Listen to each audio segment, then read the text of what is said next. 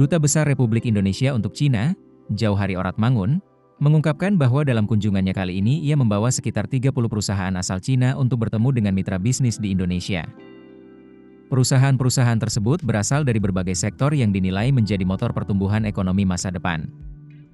Mulai dari teknologi inovatif, energi terbarukan, hingga layanan kesehatan.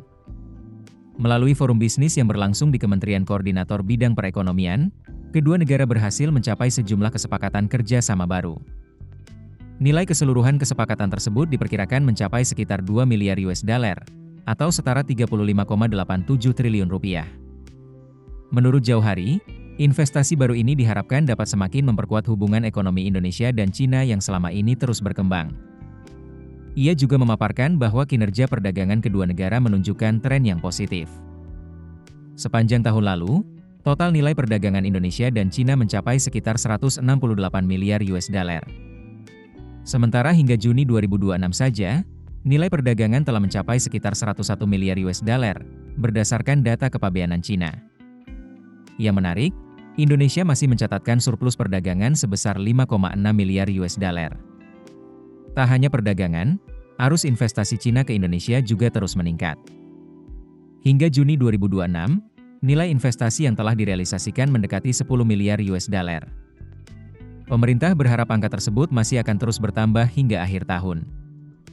Kerjasama kedua negara juga berkembang di sektor sistem pembayaran.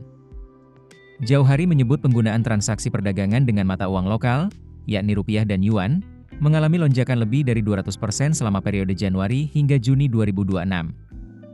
Peningkatan penggunaan mata uang lokal ini dinilai mampu mengurangi ketergantungan terhadap dolar Amerika Serikat dalam transaksi bilateral. Selain itu, kemudahan transaksi bagi masyarakat juga semakin luas.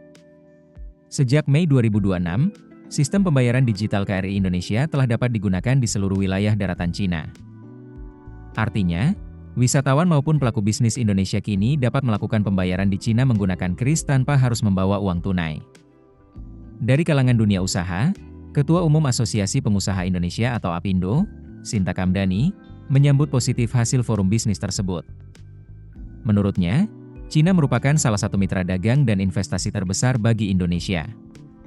Karena itu, pelaku usaha nasional siap memperkuat kemitraan dengan perusahaan-perusahaan asal Cina. Sinta juga menilai peluang kerjasama masih sangat besar. Banyak perusahaan Cina yang telah menanamkan modal di Indonesia dan perlu terus didampingi agar investasi yang masuk mampu memberikan manfaat bagi kedua belah pihak. Ia menambahkan, kolaborasi antara investor asing dan pelaku usaha nasional penting untuk mengidentifikasi berbagai tantangan sekaligus menangkap peluang bisnis baru di masa mendatang. Forum bisnis ini pun menjadi salah satu upaya memperkuat hubungan ekonomi yang tidak hanya berfokus pada investasi, tetapi juga mendorong transfer teknologi, pengembangan energi bersih, peningkatan kapasitas industri, serta perluasan kerja sama perdagangan. Dengan komitmen investasi baru senilai hampir 36 triliun rupiah, pemerintah berharap masuknya modal baru ini mampu menciptakan lapangan kerja, meningkatkan daya saing industri nasional, dan mempercepat transformasi ekonomi Indonesia. Komitmen investasi senilai hampir 36 triliun rupiah menjadi sinyal bahwa Indonesia masih menjadi salah satu tujuan investasi yang menarik di kawasan. Keputusan bisnis terbaik datang dari data, bukan tebakan.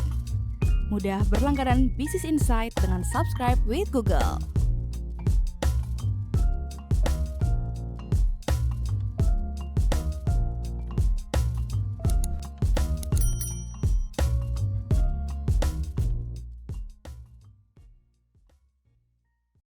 Download aplikasi Kontan sekarang di App Store atau Play Store.